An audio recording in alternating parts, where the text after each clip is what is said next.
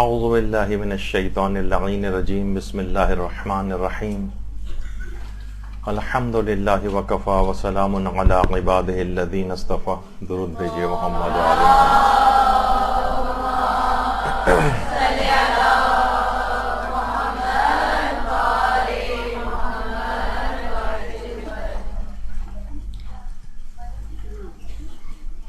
توضیح المسائل اور فتاوے کو سمجھنے کے لیے جن اصطلاحات کا جاننا ضروری ہے، اس موضوع پر ہماری گفتگو جاری تھی. اور آپ کو شاید یاد ہو کہ ہم نے پہلے احکام خمسہ وہ ذکر کیے تھے کہ احکام خمسہ یعنی 5 احکام جس میں پوری انسان کی زندگی گزرتی، یعنی واجب، حرام، مستحب، مکروہ اور مباح. جس میں سے واجب اور جو واجب کی اقسام ہیں اس پر ہماری پچھلی دفعہ گفتگو ہو چکی ہے. آج نمبر 2 حرام. یہ اصطلاح بہت استعمال ہوتی ہے. سب سے پہلے اس کی تعریف سمجھ لیں کہ حرام کی تعریف کیا ہے. یعنی وہ عمل کی جس کو انجام نہ دینا ضروری ہو اور انجام دینے سے گناہ لازم آتا ہو، اور اگر کوئی شخص اس عمل کو انجام دے گا تو اس کو عذاب کا سامنا کرنا پڑے گا. اور ہمارے 5ویں امام محمد باقر علیہ الصلوۃ والسلام محمد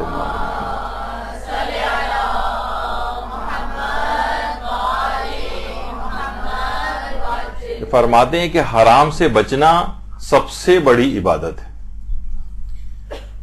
اور اگر کوئی شخص توبہ نہ کرے گناہوں سے، ان حرام کاموں سے، تو پھر اس کو بیماریوں کے ذریعے، پریشانیوں کے ذریعے، مصیبتوں میں ڈال کر اسے پاک کیا جاتا ہے. تو بہتر یہی کہ انسان صحیح اور اچھی توبہ کرنے کے بعد گناہوں سے پاک ہو جائے تاکہ ان مصیبتوں اور پریشانیوں کا شکار نہ ہو. یہ تعریف ہوئی حرام کی. اس کے بعد ہے اقسام حرام. کیونکہ یہ تمام اقسام آپ پڑھیں گی، اس میں ایک قسم بنتی ہے حرام تعبدی. یعنی حرام تعبدی، اس کی بہت سی علماء نے اس کے متعلق باتیں کہی ہیں. یعنی بہت سے حرام ایسے ہیں کہ ان کو انجام نہ دینے میں بھی قصد قربت کرنا ہوتی ہے، یعنی حکم خدا کی بجاوری کی نیت. جیسے کہ آپ کو پتہ ہے کہ بہت سارے مباح ایسے ہیں، جیسے کھانا پینا، اور اکثر علماء کے نزدیک پورا سر پانی میں ڈبونا وغیرہ روزے کو یہ باطل کرتا ہے. تو ان تمام مبتلات سے قصد قربت کرتے ہوئے اپنے آپ کو بچانا ہوتا ہے. یا مثلا عید فطر کا جو روزہ ہے، یعنی اللہ نے اس کو حرام قرار دیا ہے. اس کو کوئی شخص اگر بہت زیادہ متقی پرہیزگار بھی بننے کی کوشش کرے کہ نہیں میں جب 30 دن روزے رکھ لیے ہیں میں نے، تو شکر گزاری کے لیے میں عید فطر اور عید قربان کے دن بھی روزہ رکھوں گا، تو ایک فعل حرام ہوگا، حرام تعبدی.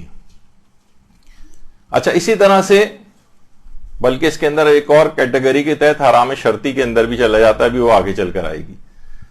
مثلا خواتین کے مخصوص ایام ہیں، بچے کی ولادت کے سلسلے میں جو ایام ان کے چل رہے ہوتے ہیں، اس میں اگر کوئی عورت روزہ رکھنا چاہے یا نماز پڑھنا چاہے تو یہ حرام ہے. اکثر خواتین کہتی ہیں کہ ہم زیارت عاشورہ کا عمل کر رہے ہیں، تو ان کو کہتے ہیں آپ زیارت عاشورہ کا عمل کر سکتے ہیں. تو وہ عمل کر سکنے میں یہ سمجھتی ہیں کہ شاید اس کی 2 رکعت نماز بھی پڑھ سکتے ہیں، نماز زیارت. نہیں، نماز پڑھنا تو حرام ہے. یعنی ان ایام میں نماز پڑھنا معاف نہیں ہے بلکہ حرام بھی، یعنی پڑھ ہی نہیں سکتے. اسی طریقے سے مثلا سفر میں روزہ رکھنا مسافر کے لیے معاف ہے، چاہے وہ سفر کتنا ہی آرام دہ سفر کیوں نہ ہو، بشرطے وہ سفر کی وہ شرائط سب پائی جائیں اس میں. کیونکہ بہت سے ایسے مسافر جو بظاہر آپ کو یعنی مسافر لگ رہے ہیں اور وہ ہیں بھی، لیکن پھر بھی ان کو سفر میں بھی روزہ رکھنا پڑتا، جیسے کہ کثیر السفر ہوتے ہیں. تو جب ان پر سے روزہ معاف ہوتا ہے ان مسائل کے تحت، لیکن وہ کہے کہ بھائی اتنا آسان سفر ہے، ہوائی جہاز میں بیٹھ کر جا رہا ہوں, مجھے کوئی پرابلم نہیں ہے, کوئی پیاس اور بھوک کا مسئلہ نہیں ہے, تب بھی اس کے لیے روزہ رکھنا حرام ہوگا. تو یہ سب چیزیں کیا ہیں؟ یا بہت سارے اس طرح کے بھی مسائل آتے ہیں کہ مثلا اگر شک ہو رہا ہے کہ آج اول رمضان ہے یا 30 شعبان, تو اس دن رمضان کی نیت سے روزہ رکھنا حرام ہوتا ہے. یعنی اگر کوئی شخص رکھنا چاہے تو روزہ نہیں رکھ سکتا ہے. اسی طرح سے مثلا اگر کسی کو یقین ہے یا بہت زیادہ امکان اس بات کا ہے کہ اگر میں نے روزہ رکھا تو عقلاء کہہ رہے ہیں کہ آپ کو نقصان ہوگا, تو اکثر مسائل کے اندر یہ ہوتا ہے کہ روزہ رکھنا جب عقلائی ضرر موجود ہو تو اس صورت میں روزہ رکھنا حرام ہوتا ہے. لیکن پھر بھی اگر کوئی رکھ لے تو اس کا وہ روزہ باطل شمار ہوگا, اس روزے کی بعد رمضان اس کو قضا کرنی ہے. اسی طریقے سے مثلا اگر مستحب روزہ رکھنے میں والدین کو اذیت ہو رہی, شدید 50 ٹیمپریچر چل رہا ہے باہر اور آپ کو باہر جانا ہے اور مختلف کام انجام دینے, اور آپ نے مستحبی روزہ رکھا, والدین ہیٹ ویو چل رہی ہے اور آپ نے کوئی مستحبی روزہ رکھا اور والدین کو اذیت پہنچ رہی ہے اس سے, تو وہ مستحب روزہ رکھنا حرام ہو جاتا ہے, یعنی باطل بھی ہے. تو اس طرح کر کے کتنی مثالیں ایسی ہیں کہ یہ حرام تعبدی کہلاتی ہیں. اسی طریقے سے ایک روزہ اور کہلاتا ہے جس جو خاموشی کا روزہ کہلاتا ہے, جس کو روزہ یحییٰ ابن زکریا کہا جاتا ہے عام طور پر. تو آیت اللہ سیستانی سے بھی یہ پوچھا گیا کہ جو خاموشی کا روزہ ہے, یہ حضرت مریم سے بھی بعض اوقات اس قسم کا روزہ جو ہے وہ منسوب ہوتا ہے, تو کیا اس میں اچھا اس لیے اس میں خاموش رہا جاتا ہے, یعنی کھانے پینے سے بھی اپنے آپ کو بچاتے ہیں لوگ اور اس کے علاوہ خاموش بھی رہتے ہیں, کسی سے بات نہیں کر رہے. تو اس کا بھی جواب آیت اللہ سیستانی نے یہی دیا ہے کہ یہ اس کو منع کیا گیا ہے اور یہ بدعت محرمہ ہے, یعنی یہ حرام بدعتوں میں سے ایک ہے. یعنی اگر کوئی شخص اس طرح سے, اور لوگ اکثر لے کر آتے ہیں کہ دیکھیے حضرت یحییٰ نے بھی تو رکھا تھا یا مثلا حضرت مریم نے بھی تو رکھا تھا, تو ان کی شریعت اب جو ہے لاگو نہیں ہے. اول تو یہ بھی ثابت کرنا مشکل ہے, لیکن اگر یہ بالفرض ثابت ہو بھی جائے تو بھی ان کی شریعت, ہمیں پیغمبر اسلام کی شریعت کے اوپر عمل کرنا ہے. تو یہ بھی حرام روزہ یعنی حرام تعبدی ہے, اور اس طرح کا کوئی بھی روزہ رکھنے کی اجازت نہیں ہے. اسی طریقے سے ایک صوم الوصال بھی کہلاتا ہے, یعنی دو روزوں کو آپس میں اس طرح سے ملا دینا کہ درمیان میں کوئی افطار نہ کیا جائے. یعنی یہ تو آپ کر سکتے ہیں کہ ہم افطار میں تاخیر کریں اور بغیر روزے کی نیت کے اور اگلا روزے تک کنٹینیو کر لیں, لیکن روز اس طرح سے اس کو آپس میں ملائیں کہ درمیان میں ہم اس کی بھی نیت کر لیں کہ یہ روزے ہی کی کنٹینیوشن اور اگلا روزہ تک ہم اس کو ملا دیں دوسرے روزے کے ساتھ, اگلے دن کے روزے کے ساتھ. یہ تو خود ایک حرام کام ہے, اور آیت اللہ سیستانی نے بھی اس کو حرام قرار دیا ہے اور دیگر مراجع نے بھی اس طرح سے حرام قرار دیا ہے. یعنی یہ ایک ایسا مسئلہ ہے کہ یہ حرام تعبدی کہلاتا ہے, یعنی الگ سے شریعت کے اندر ان روزوں کا نام لے کے ان کو منع کیا گیا ہے, جس میں اکثر مثالیں میں نے آپ کو ابھی دی. اچھا, اس کے بعد ایک اور حرام کی قسم بنتی ہے, اس کو کہتے ہیں حرام شرطی. اچھا, بعض اوقات دیکھیے یہ بھی ہوتا ہے کہ بعض اوقات عمل حرام ہوتا ہے لیکن باطل نہیں ہوتا, اور کبھی جو ہے عمل بھی حرام ہوتا ہے, حرام بھی ہوتا ہے اور باطل بھی ہو جاتا ہے. دیکھیے, کبھی عمل حرام ہے لیکن باطل نہیں ہے, یعنی کوئی کام آپ جو کر رہی ہیں ہو سکتا ہے کہ وہ حرام ہو لیکن وہ باطل نہ ہو. میں اس کی مثال دیتا ہوں. جیسے آیت اللہ بہجت کا صرف یہ نظریہ تھا کہ مثلا اگر کماری لڑکی بغیر باپ کی اجازت کے شادی کرے تو وہ کہتے تھے یہ فعل حرام ہے لیکن نکاح باطل نہیں, نکاح ویلڈ ہے. یعنی ان کا یہ نظریہ تھا. میں دیگر مراجع کی بھی بات نہیں کر رہا بھی صرف کیونکہ مثال آئی ہے. تو یعنی اس کو کہا جائے گا کہ یہ حرام تعبدی تھا, حرام شرطی نہیں تھا. حرام شرطی میں گناہ کے ساتھ ساتھ عمل بھی باطل ہوتا ہے, یعنی آیت اللہ بہجت کے فتوے میں. لیکن دیگر جو مراجع ہیں جیسے آیت اللہ سیستانی وہ کہتے ہیں کہ نہیں, نکاح بھی باطل ہے اگر ہماری لڑکی بغیر باپ کی اجازت کے شادی کرے. تو اس طرح سے بہت ساری مثلا عید کے دن اگر کسی نے روزہ رکھ لیا تو یہ حرام شرطی ہے, نہ صرف یہ گناہگار ہے بلکہ عمل بھی باطل ہے. سفر میں مسافر نے روزہ رکھ لیا، حرام شرطی ہے، نہ صرف کہ حرام ہے بلکہ روزہ بھی باطل ہے اس کا. تو یہ دو اقسام ہوئی حرام کی. تیسری کہلاتی ہے جس کو حرام ذاتی کہتے ہیں، یعنی وہ عمل بذات خود ایک فعل حرام، جیسے شراب پینا یہ بذات خود حرام ہے، جیسے مثلا چوری کرنا یہ کام بذات خود حرام ہے، کسی پر ظلم کرنا یہ کام بذات خود حرام ہے. اسے کہتے ہیں حرام ذاتی، یعنی ذاتی طور پر وہ کام حرام ہو. اس کے مقابلے میں دوسری قسم ہے جسے کہتے ہیں حرام عرضی. حرام عرضی کیا ہوتا ہے؟ عین سے کہ جو کام خود حرام نہ ہو، کسی اور وجہ کی وجہ سے حرام ہو گیا ہو. لیکن یہ بھی ہوتا ہے کبھی، مثلا وہ کام حرام نہیں ہے لیکن ہم نے نظر، قسم یا عہد کر کے اس کام کو اپنے اوپر حرام کر لیا ہو. اس کی ایک الگ فقہی احکام ہے. مثلا اگر کوئی کہے کہ جناب میں نظر کرتا ہوں، میں قسم کھاتا ہوں یا میں عہد کرتا ہوں کہ مثلا میں سگریٹ نہیں پیوں گا، اور تو دیکھا جائے، اب میں اس میں نہیں جا رہا، بہت سی کنڈیشن میں سگریٹ پینا کچھ افراد کے لیے حرام بھی ہو سکتا ہے، یعنی اتنی زیادہ تعداد میں پئیں کہ جس سے عقلاء کہیں کہ ہاں شدید ضرر واقع ہو رہا ہے. لیکن صراحت کے ساتھ اس وقت سگریٹ کے حرام ہونے کا جو فتویٰ ہے کچھ آیت اللہ ناصر مکارم شیرازی کا، اس کے علاوہ کسی نے بہت صراحت کے ساتھ سگریٹ کو حرام نہیں قرار دیا. شرطیں ورتیں لگائی ہیں، وہ اگر پوری ہوں تو حرام ہوتی. لیکن یہ ہے تو بہرحال یہ نظر کرنا تو صحیح ہے اس کی کہ میں اپنے اوپر، یعنی سگریٹ پینا ذاتی طور پر حرام کام نہیں تھا، لیکن کیا ہے کہ اس کو ہم نے اوپر نظر کر کے، قسم کھا کے، عہد کر کے اپنے اوپر حرام کر لیا ہے. تو اس کو کہتے ہیں حرام عرضی، جو بذات خود حرام نہ ہو. اچھا، خود بعض اوقات یہ بھی ہوتا ہے کہ کام ذاتی طور پر حرام نہیں ہوتا لیکن کسی اور وجہ سے حرام ہوتا ہے، جیسے بنی اسرائیل کو سزا کے طور پر بہت سی جائز چیزیں ان پر حرام قرار دے دی گئی تھیں.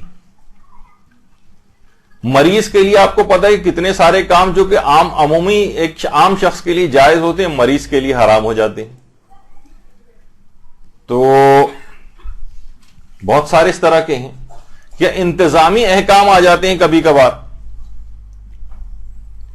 ورنہ وہ کام، مثلا جیسے میں نے اس کی ایک دفعہ مثال دی تھی کہ جنگ خیبر کے موقع پر پیغمبر اکرم صلی اللہ علیہ وآلہ وسلم نے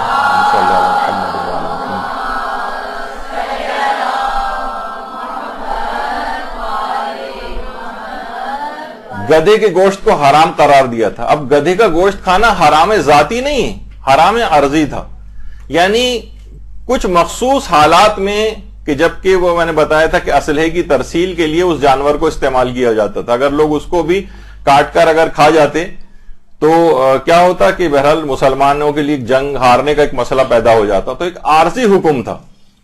تو بہرحال کبھی چیز ذاتی طور پر حرام ہوتی جسے حرام ذاتی کہتے ہیں، کبھی وہ چیز کسی اور وجہ کی وجہ سے حرام ہو جاتی ہے. جب وہ وجہ ختم ہو جائے گی تو وہ حرام نہیں رہے گی. جیسے جب وہ جنگ خیبر ختم ہو گئی اور یہ والا مسئلہ ختم ہو گیا تو گدھے کی گوشت کی حلیت کا مسئلہ دوبارہ واپس آ گیا کہ وہ حلال ہے. اچھا، حلال سے مراد بالکل گائے، بھینس، بھیڑ، بکری کی طرح سے حلال نہیں ہے، وہ بھی آگے چل کر آئے گا کہ وہ مکروہ کے عنوان میں آتا ہے. تو ایک ہو گیا حرام عرضی. اچھا، اسی طرح سے ایک چیز ہوتی ہے جسے کہتے ہیں حرام شرعی، یعنی وہ عمل کسی شرعی دلیل کی بنا پر حرام ہے. مثلا ٹھیک ہے، اس کے بعض اوقات یہ بھی ہوتا ہے کہ کچھ عقلی مظاہر بھی ہوتے ہیں اس چیز کے، لیکن کیا ہے، مثلا جیسے کہ جھوٹ بولنا، اس کے لیے شرعی دلیلیں ہیں ہمارے پاس، قرآنی آیات ہیں، اس کے لیے احادیث مبارکہ ہیں کہ اس عمل کو حرام قرار دیا گیا ہے. غیبت کرنا حرام ہے، یہ حرام شرعی ہے. ٹھیک ہے، عقلی طور پر بھی یہ چیزیں بری ہیں، لیکن بہرحال شریعت نے اس کو حرام قرار دیا، کیونکہ بہت ساری جھوٹ کی اقسام ایسی ہیں. یہاں پہ ہماری پوری گفتگو اس پہ ہو چکی ہے کہ تقریباً 13-14 مقامات پہ جھوٹ بولنا جائز بھی ہے. غیبت کے موضوع پر گفتگو ہو چکی ہے کہ غیبت حرام ہے، لیکن کتنے ہی مقامات ایسے ہیں، 20-21 کے قریب بھی تقریباً، چھوٹے چھوٹے بھی اس کے مسائل کو الگ کیے جائے تو اتنے مقامات بن جاتے ہیں. تو بہرحال اس کو شریعت نے حرام قرار دیا، اور جہاں ایکسیپشنز آئی ہیں وہ بھی شریعت ہی نے بتائی. تو غیبت ہے جیسے، تو یہ ہے، اس کو کہتے ہیں کہ حرام شرعی، یعنی شرعی طور پر اسلام نے اس کو حرام قرار دیا. اس کے مقابلے میں ایک اور بھی حرام کی قسم ہے جسے کہتے ہیں حرام عقلی، یعنی جس کا حرام یا ممنوع ہونا عقل حکم لگا رہی ہے کہ یہ چیز منع ہونی چاہیے. مثلا کوئی ایسی غذا کھانا کہ جس میں انسانی جسم کو شدید نقصان پہنچے. ہمیں معلوم ہے کہ مثلا یہ اس میں ایک کھانا جو ہے سڑ گیا ہے، اس کو کھاتے ہی ہمیں فوڈ پوائزننگ ہو جائے گی، اب اس کھانا حرام ہے. اب اس کے لیے حدیث نہیں لائی جائے گی، کہیں سے اب ڈھونڈیں گے کہ سڑے ہوئے کھانے کے متعلق کوئی حدیث ہو تو ہم اس کی پیروی کریں، اگر حدیث نہیں ہے تو اس کا مطلب ہم کھا سکتے ہیں. نہیں، اب عقل حکم لگا رہی ہے کہ یہ سڑا ہوا کھانا کھانا ہمیں بہت شدید نقصان کا باعث ہوگا، اور عقل ہی حکم لگا رہی کہ اپنی جان کا بچانا واجب ہے، وہ خیر ایک شرعی حکم بھی ہے. تو بہرحال بہت سی چیزیں عقلاً حرام ہوتی. اب مثلا کوئی شخص ہے، آپ کو پتا ہے کہ دل کی بیماریوں کی بہت سارے سٹیجز ہوتے ہیں. شروع میں چلنے پھرنے میں سانس اس کا جو ہے وہ پھول رہا ہوتا ہے، یعنی کچھ بلاکیج اندر ہوتی ہے. کبھی جو ہے وہ معمولی سے چلنے میں بھی بلاک ہو رہا ہوتا ہے، کبھی انتہائی کم موومنٹ پہ بھی اس کا سانس پھول رہا ہوتا ہے کہ بس اب اتنی بلاکیج ہو گئی ہے کہ اب تھوڑی سی بھی اور بلاکیج اس کے اندر آئی دل کی شریانوں کے اندر تو اس کو دل کا دورہ پڑ جائے گا، اور اس کے بعد جناب اس کو بائی پاس وغیرہ کے مرحلے سے گزرنا پڑے گا. دیکھیے جب بھی ہمارے اکثر جو کارڈیولوجسٹ حضرات ہیں وہ یہی کہتے ہیں کہ please by pass the by pass operation, کوشش کریں کہ اس کو بائی پاس کر جائیں. یعنی اتنی بڑی آپ اس کے اندر کیوں مصیبت میں مبتلا ہوں اس قسم کے کھانے کھا کر. تو اب عقل کہہ رہی ہے آپ سے کہ بھائی جب اتنی آپ کے ڈاکٹروں نے بھی کہا ہوا ہے، اتنی بلاکیج آئی ہوئی ہے، ڈاکٹروں نے کہا ہے کہ آپ بالکل چکنائی بند کر دیں ورنہ مکمل بلاک ہو جائیں گی نالیاں اور دل کا دورہ پڑ جائے گا. اب عقل اس کا حکم لگا رہی ہے کہ آپ کو ایسے کھانے نہیں کھانے چاہیے. اب آپ کہیں کہ جناب حدیث دکھائیے مجھے کہ نلی نہاری کھانا مثلا یا مغز نہاری کھانا حرام ہے، حدیث نہ ملے تو میرے لیے جائز ہے. نہیں، ہاں عقل حکم لگا رہی ہے، اسے کہتے ہیں حرام عقلی. اچھا، اب حدیث کے اندر بھی آیا کہ اور یہ ایک اصول کے طور پر بھی الگ سے بات ہے، کلما حکم بہ العقل حکم بہ الشرع وکلما حکم بہ الشرع حکم بہ العقل. یعنی جس چیز کا حکم عقل لگاتی ہے بعینہ ہی اس چیز کا حکم شریعت لگاتی ہے، اور جس چیز کا حکم شریعت لگاتی ہے اسی کا حکم عقل بھی لگاتی.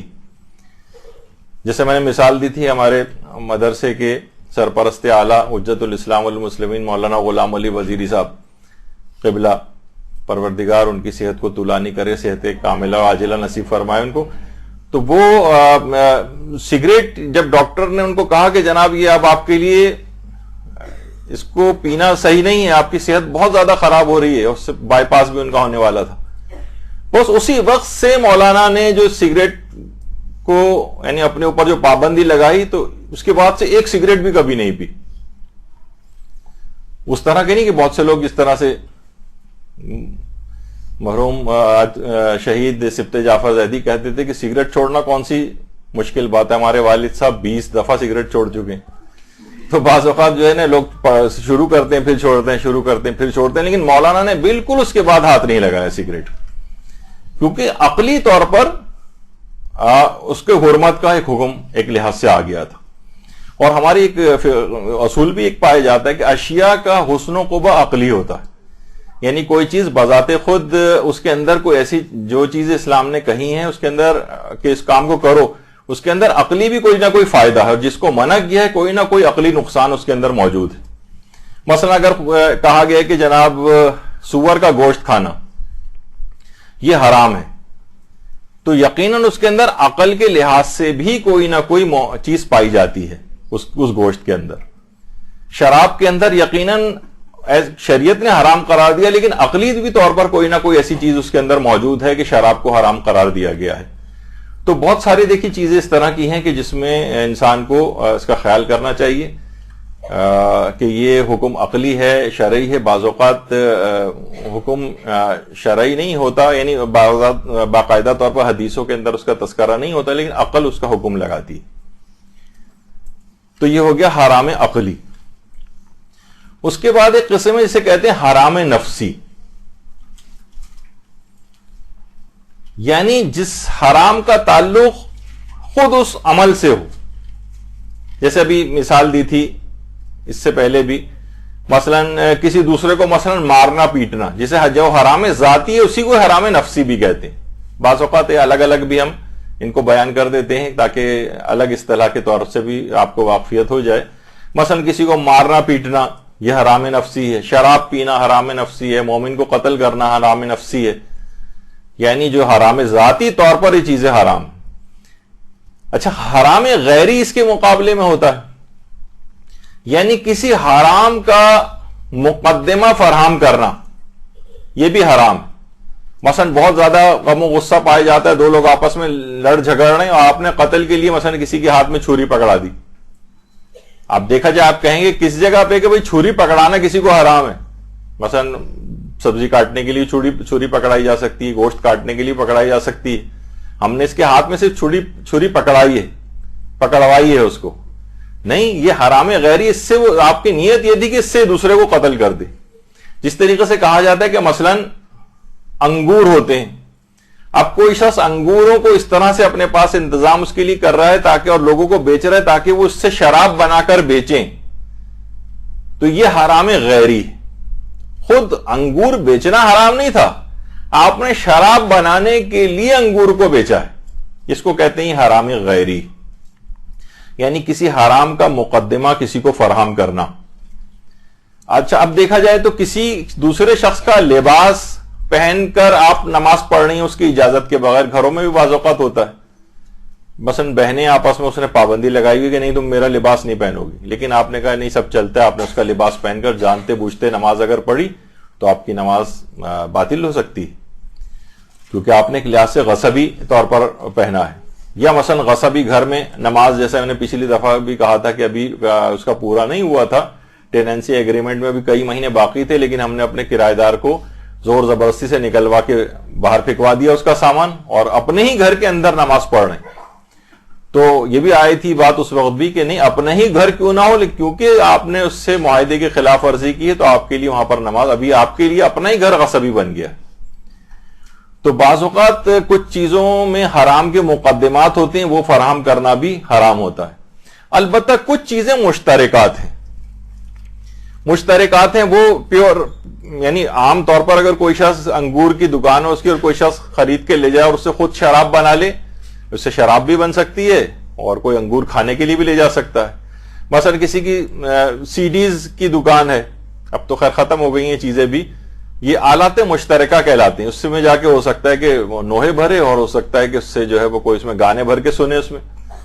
تو اس میں ان کی خرید و فروخت، اس میں آپ یہ نہیں کہا جائے گا کہ آپ حرام میں مقدمہ بن رہے ہیں. یہ مشترک چیزیں ہیں جس کو ہر طرح سے جن کا استعمال کیا جا سکتا ہے. لیکن کوئی 100% یقین ہے کہ یہ والا کام اس سے کرنے جا رہا ہے وہ. جیسے وہی میں نے کہا کہ جناب اس سے شراب بنانے والی کمپنی آپ سے انگور خرید رہی ہے اتنی بڑی تعداد میں، ظاہر ہے کہ اتنی بڑی تعداد میں کوئی انگور کھا تو نہیں سکتا ہے، تو وہ اس سے شراب بنائے گی، تو یہاں پر یہ مقدمہ بن جائے گا. اس کو کہتے ہیں حرام غیری، کہ خود انگور بذات خود بیچنا حرام نہیں تھا، کسی اور حرام کام کا مقدمہ بن رہا تھا، اس وجہ سے اس کو حرام قرار دیا گیا. اچھا، اس کے مقابلے میں ایک اور حرام کی قسم ہوتی ہے جسے کہتے ہیں حرام ابدی، ہمیشہ ہمیشہ کے لیے حرام. مثلا جیسے شوہردار عورت، شوہردار ہے وہ، لیکن اس کے باوجود بھی وہ غلط سلق طلاق لے کے، مثلا کورٹ سے طلاق لے لی اس نے. کورٹ کی طلاق ہمارے ہاں ویلڈ طلاق شمار نہیں ہوتی، شرائط پوری نہیں کی اس نے اور اس کے بعد کسی اور سے نکاح کر لیا، جو کہ یہاں کے بہت عموماً کامن چیز ہے. اور اس کے اپنے خیال میں اس نے کہا کہ بھئی طلاق لے تو لی میں نے. تو بہت سارے اس طرح کی چیزیں ہوتی ہیں. تو اب یہ جو دوسرے شخص سے اس نے شادی کی، یہ اس پر حرام ابدی ہو جائے گا. البتہ اس کی کچھ شرطیں ہیں جس کو پورا ہونا چاہیے. مثلا دونوں کو یہ اس بات کا حکم پتا ہو، جان بوجھ کر ایسا کام کر رہے ہوں، اور عام طور پہ کیونکہ یہ بات شہرت رکھتی ہے، بس وہ لاپرواہی کے اندر اس طرح سے جو ہے کر لیتے ہیں شریعت کو سبک سمجھتے ہوئے، تو اب یہ حرام ابدی ہو جائے گی. اب خواہ پہلا شوہر مر جائے تب بھی اس سے شادی نہیں کر سکتی، الگ ہو جانا پڑے گا، یا پہلا شوہر اس کو باقاعدہ صحیح طور پر طلاق دے دے تب بھی بیکار ہے، حرام ابدی ہو گئی اس کے اوپر. شوہردار عورت سے اس طرح سے جان بوجھ کر اگر کوئی دوسری شادی کر لے یا مثلا حرام فعل حرام کر لے تو وہ اس دوسرے شخص کے اوپر حرام ہو جاتی. یہ حرام ابدی کی مثال ہے. اچھا، حرام ابدی میں ایک اور بھی آتا ہے ساس سے نکاح. مثلا اپنی بیوی کو اس نے طلاق دے دی، یا مثلا بیوی کا انتقال ہو گیا، اب جو اس کی ساس ہے یہ قیامت تک کے لیے، یعنی ادھر صیغہ نکاح ختم ہوا اور مرد کے لیے اس کی ساس قیامت تک کے لیے اس پر حرام ہو جاتی، شادی اب اس سے کبھی بھی نہیں کر سکتا. تو یعنی یہ ماں کے ایک لحاظ سے حکم کے اندر آ جاتی، یعنی ابھی صرف صیغہ نکاح ختم ہوا ایک عورت سے اس کا، تو ہو سکتا ہے کہ بلکہ اس عورت کو طلاق دے دے تو یہ اس کے لیے نامحرم ہو جائے گی، لیکن ساس قیامت تک کے لیے محرم ہو جائے گی. اس سے کبھی نکاح نہیں کر سکتا، ابد الآباد تک نکاح نہیں کر سکتا، کچھ بھی ہو جائے اس سے نکاح نہیں ہو سکتا.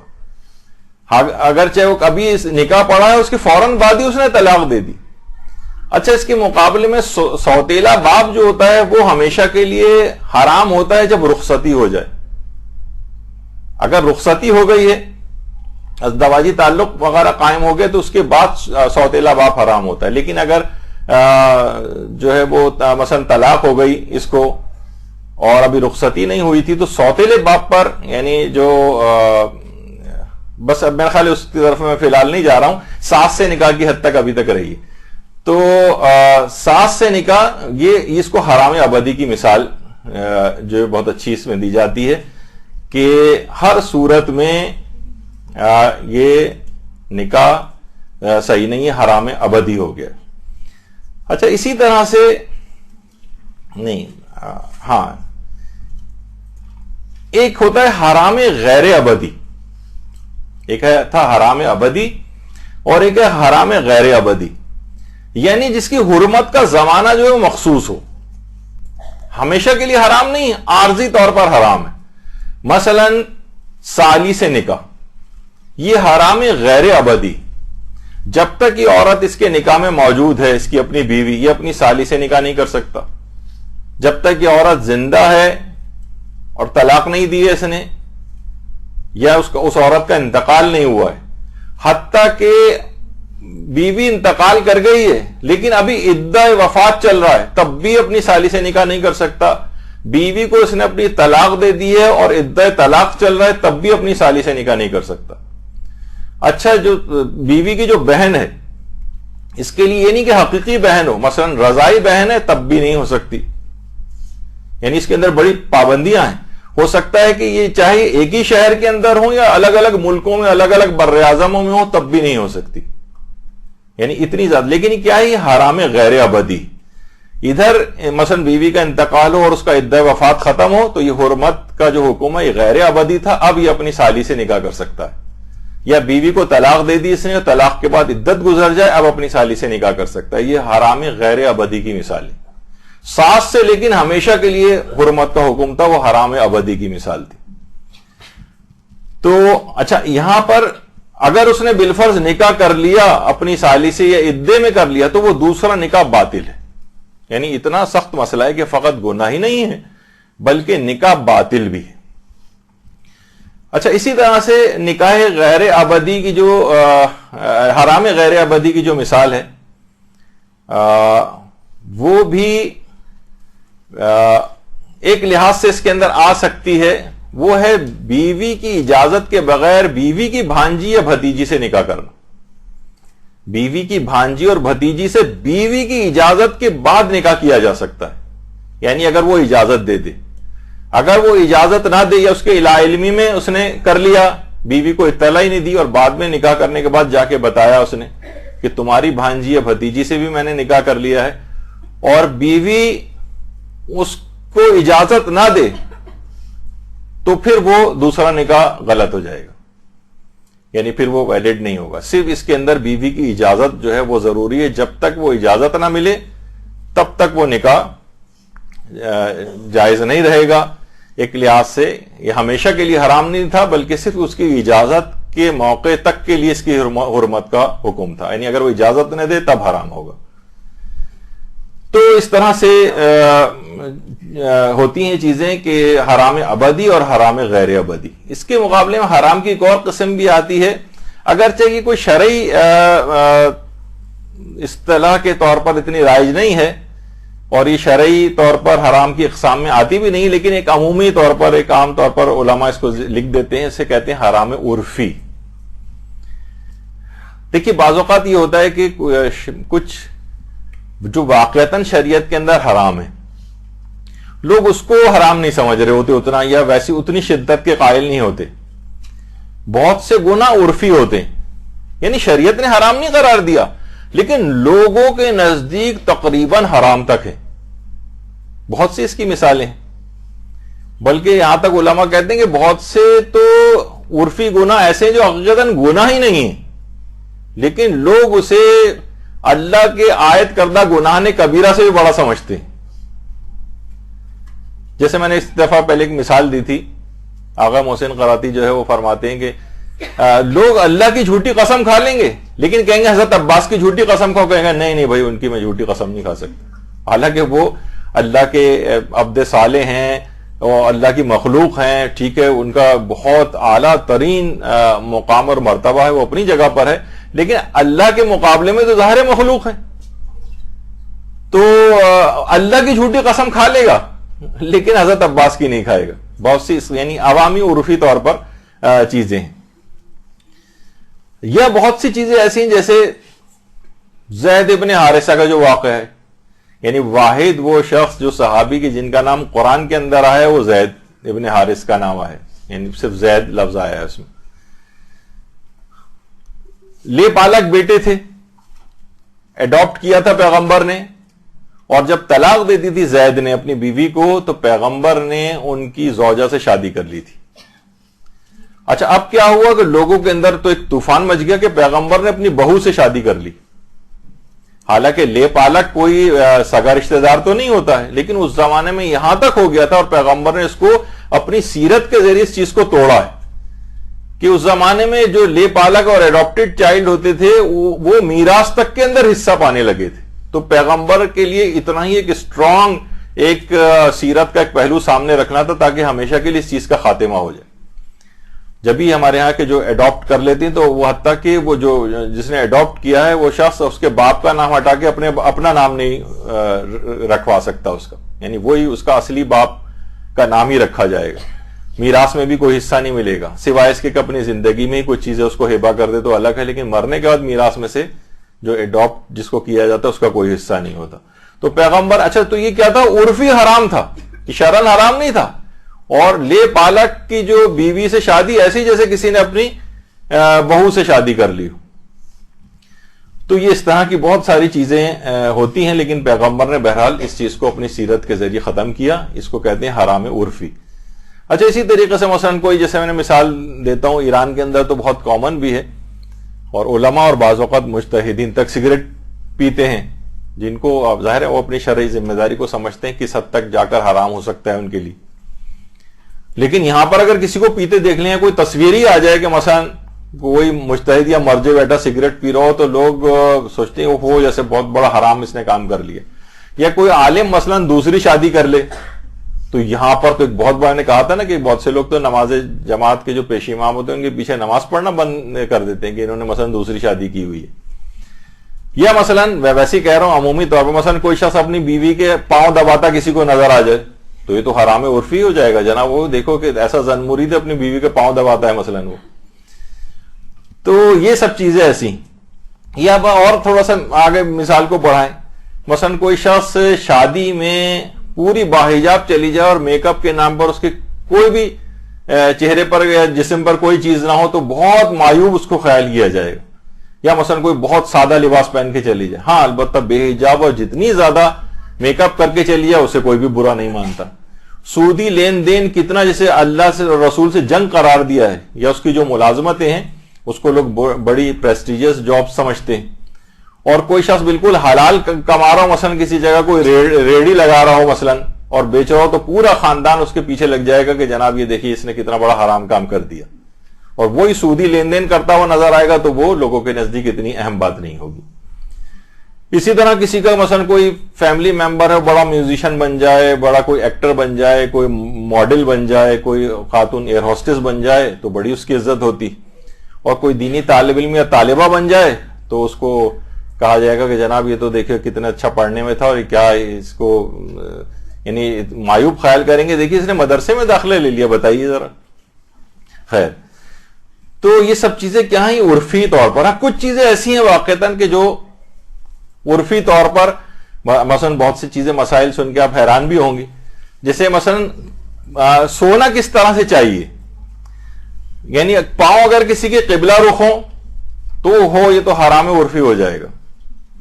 اچھا، اس سلسلے میں بتا دوں کہ سونا بہتر کیا ہے، یا کچھ علماء مستحب کہتے ہیں، کچھ بہتر بھی کہتے ہیں. کچھ اس میں علماء کے دو نظریات ہیں. ایک نظریہ تو یہ ہے کہ اس طرح سے سوئیں، دائیں کروٹ یا بائیں کروٹ، جس طریقے سے قبر میں مردے کو لٹایا جاتا ہے، یعنی جو اس کے مقادیم بدن ہے، یعنی اس کا چہرہ ہے، اس کا سینہ ہے، اس کا پیٹ ہے، یہ قبلہ رخ ہو، چاہے دائیں کروٹ سے قبلہ رخ ہو چاہے بائیں کروٹ سے قبلہ رخ ہو. ایک گروہ علماء یہ کہتا ہے کہ اس طرح سے سونا چاہیے، یعنی بہتر ہے یا مستحب ہے کہ اس کے جسم جس طرح قبر میں مردے کو لٹایا جاتا ہے. ایک یہ ہے علماء کا نظریہ. اچھا، دوسرا جیسے کہ آیت اللہ بہجت بھی ان کے متعلق بھی ملتا ہے کہ ہمیشہ اسی طرح سے اس دائیں یا بائیں کروٹ ایسے لیٹتے تھے کہ جسم کے اگلے حصے جو ہیں ان کے قبلہ رخ ہوں. اچھا، ایک اور دوسرا گروہ علماء ہے جو کہتا ہے کہ نہیں، قبر میں جس طرح لٹایا جاتا ہے اس طرح بہتر نہیں ہے، بلکہ بہتر اس طرح سے جس طرح محتضر کو لٹایا جاتا ہے، یعنی جو شخص حالت احتضار میں ہوتا ہے، جان نکلنے والی ہے، تو اس وقت کچھ چیزیں اس کے اوپر خود واجب ہوتی ہیں اور کچھ دوسرے لوگوں کے اوپر بھی واجب ہوتی ہیں. مثلا وہ تو بیمار ہے، مریض ہے، لیکن آپ کو پتا ہے ڈاکٹروں نے کہہ دیا کہ بس ان کا حالت احتضار چل رہا ہے، اب واجب ہے کہ اس کو قبلہ رخ کر دیا جائے. تو قبلہ رخ کرنے کے معنی کیا ہیں؟ قبلہ رخ کرنے کے معنی یہ ہے کہ اس طرح سے اس کو لٹائیں کہ اس کے پاؤں کے تلوے قبلہ رخ ہو، پاؤں کے تلوے قبلہ رخ ہوں. یعنی اگر کوئی بیمار ہے اور اس طرح سے لیٹا ہوا ہے تو اس کے پاؤں کے جو تلوے ہیں وہ قبلے کی طرف ہوں.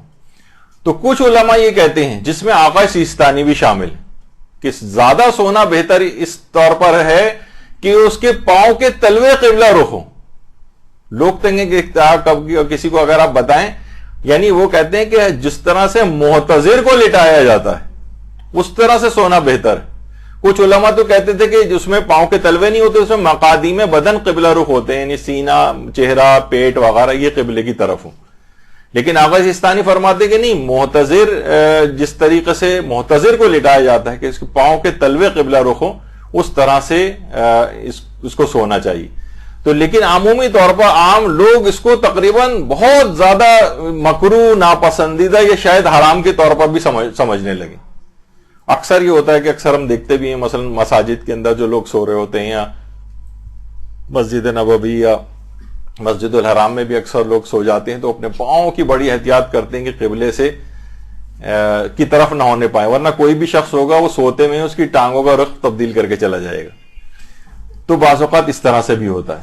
تو یہ کچھ ایک مثالیں تھیں جو اگرچہ کوئی شرعی طور پر تو حرام عرفی کی کوئی قسم نہیں بنتی، لیکن ایک اپنے طور پر میں نے اس کو شامل کر دیا کہ بہرحال کچھ چیزیں ایسی ہیں کہ جو حرام تو نہیں ہے لیکن لوگ اس کو حرام سمجھنے لگے. تو حرام کی اقسام کسی حد تک جو ہے مکمل ہو گئیں. تو واجب، احکام خمسہ میں واجب مکمل ہو گیا، اور ایک لحاظ سے حرام کی کچھ اصطلاحات مکمل ہو گئی. برحمتك يا أرحم الراحمين وصلى الله على محمد وآله الطاهرين.